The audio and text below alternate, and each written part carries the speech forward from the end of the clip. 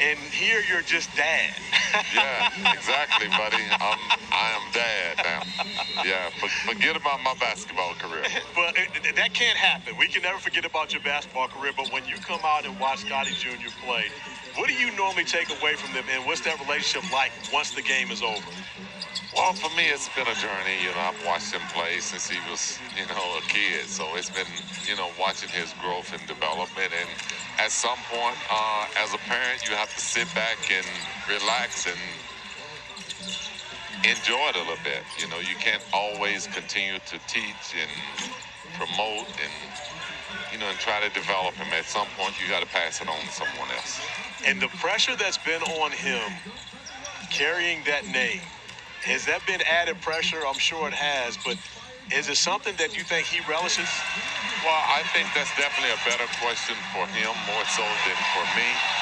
But I definitely think that he's embraced it wholeheartedly, 100%.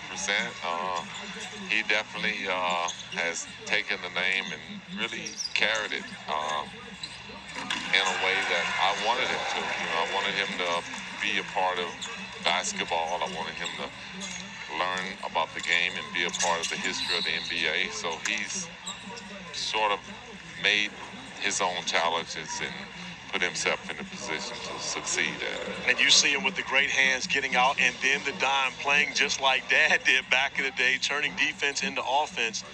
And I've been fortunate to be around you and him since his high school days at Sierra Canyon, watching him at the Nike Basketball Academy, and of course, last year doing a couple games at Vanderbilt.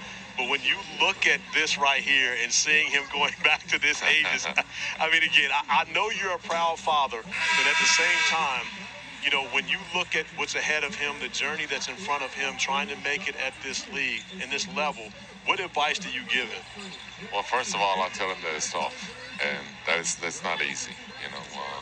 There's a lot of kids that dream and inspire playing in the NBA and having a career, and to be a son of Scottie Pippen and having to live up to the expectations and that name, it comes with a lot of ups and downs. But he's embraced the challenge, and I take my hat off to him. It's nothing as a parent, as a father, that I can give him to make it easier or better for him. So he knows the challenges and the fears of this game, and there's great days, there's good days, and there's bad days. So you have to be able to accept it all. But at the end of the day, it's about you now. It's not about Dad.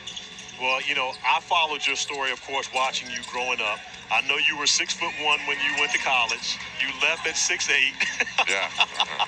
And I wanted to leave college at 6'8" as well. It never worked for me. I stayed 6'1". Has Scotty ever said to you, hey, Pop, when am I going to hit my growth spurt? When's that going to happen for me? I don't know, but, I think once you get past 21, you can almost forget about it. It's not going to happen. But I had a great growth spurt in college. I grew 5 inches. Unbelievable, amazing, but it was something that I was able to transcend into my game because I was always a point guard. So it just helped with my development. And you mentioned that always a point guard. One of the things I mentioned earlier, you were truly one of the first point forwards. You played the small forward. That's what you were categorized as. And we'll talk about that when we come back. Hopefully you'll be able to stick around with us for the remainder of this third quarter. I will do that for you.